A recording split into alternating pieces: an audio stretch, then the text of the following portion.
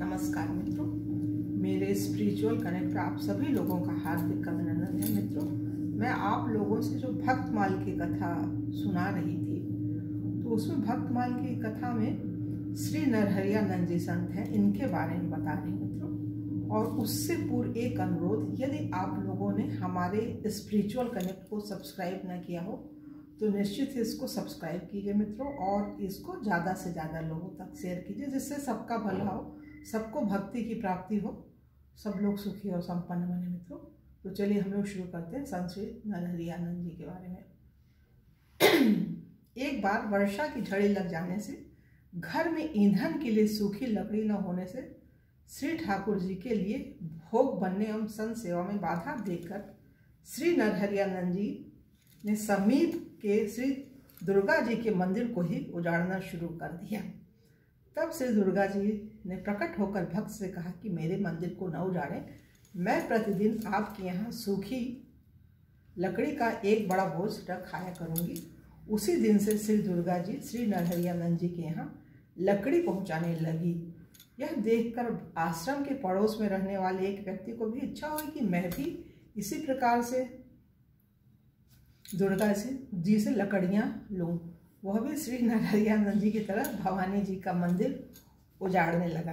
तब भवानी ने उसे पृथ्वी पर पटक कर बहुत मार लगाई और अपने सिर की बेगार लकड़ी पहुंचाना उसके सिर पर सौंप कर तब उसको छोड़ा। मतलब जो वो लकड़ी ले जाया करती थी अपने सर पर रखकर, उसके सर पर रख करके वहां तक पहुंचवाया उन्होंने।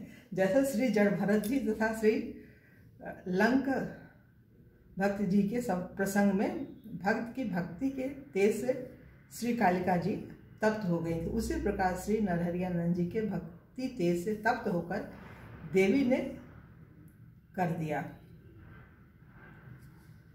और इनके बारे में और सुनिए मित्रों थोड़ा सा। श्री स्वामी श्री नरहरियानंद जी महाराज श्री रामानंदाचार्य जी महाराज के शिष्य थे, रामानंदाचार्य जी के शिष्य थे और गोस्वामी तुलसीदास जी के गुरु थे। रामानंदाचार्य जो कबीरदास जी के भी थे, संत पीपादास जी के थे और उनके भी थे, रैदास बहुत सारे संतों के वो गुरु थे। और तुलसीदास जी के ये गुरु थे, नरहरियानंद जी तुलसीदास जी के। आपका जन्म वैशाख कृष्ण तृतीया संवत 1491 विक्रम संवत को वृंदावन के समीप एक गांव में हुआ था।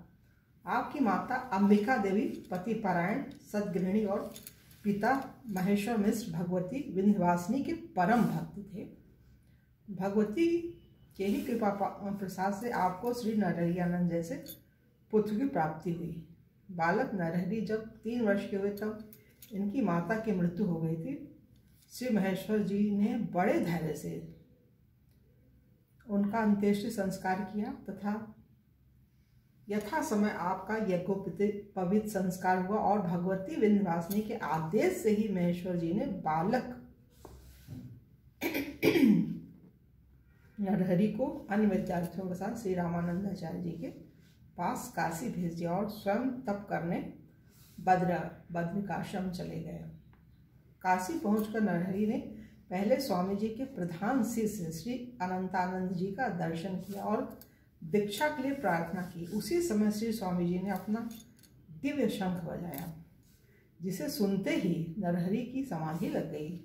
जब पुनः चैतन्य हुए तो स्वामी जी के चरणों में प्रणिपात किया।